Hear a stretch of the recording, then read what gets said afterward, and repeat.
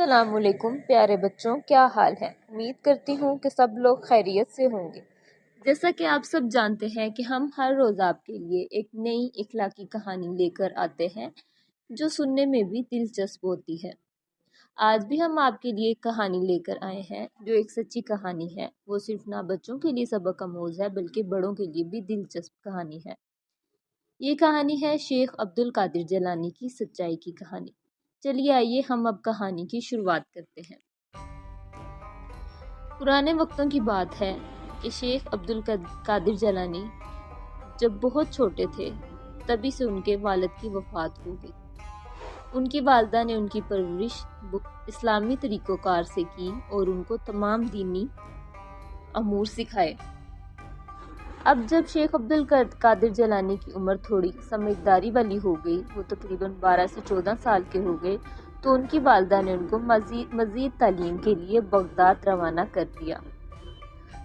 پرانے وقتوں میں چونکہ اس طرح سے جگہ جگہ پہ اسکول، کالج، یونیورسٹیاں اور موبائل فون وغیرہ کا استعمال نہیں تھا، لہٰذا پرانے لوگ اپنے بچوں کو تعلیم و تربیت کے لیے دور دراز جگہوں پر بھیجتے تھے۔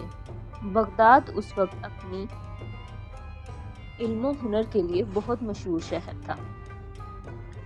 شیخ عبد القادر جیلانی جب قافلے کے ساتھ روانہ ہونے لگے تو ان کی والدہ نے ان کو 40 اشرفیاں دیں جو ان کے کرتے کے اندر والے حصے میں سلی ہوئی تھیں۔ والدہ نے ان کو فرمایا، دیکھو بیٹا، جو بھی حالات ہو تم جھوٹ کبھی مت بولنا، ہمیشہ سچ بولنا، اور یہ 40 اشرفیاں تمہارے گزر اوقات کے لیے ہیں، ان کو اچھے سے استعمال کرنا۔ شیخ عبد القادر جیلانی قافلے کے ساتھ روانہ ہو گئے۔ اب قافلہ اپنے سفر پہ چل پڑا۔ کچھ ہی وقت کے بعد جب انہوں نے ایک جگہ پر پڑاؤ ڈالا تو اللہ کا کرنا یہ ہوا کہ قافلوں پر ڈاکوؤں نے حملہ کر دیا۔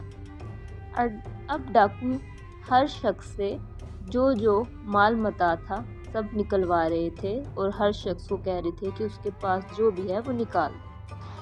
اسی اثناء میں شیخ عبد القادر جیلانی جو کہ 12 سال کے بچے تھے ایک جگہ پہ کھڑے تھے تو ایک ڈاکو ان کے پاس آیا اور پوچھا، اوے لڑکے، بتاؤ تمہارے پاس بھی کچھ ہے جو تم ہمیں دے سکتے ہو؟ شیخ عبد القادر جیلانی نے سوچا کہ ان کی والدہ نے ان کو بولا تھا کہ کسی بھی حال میں جھوٹ مت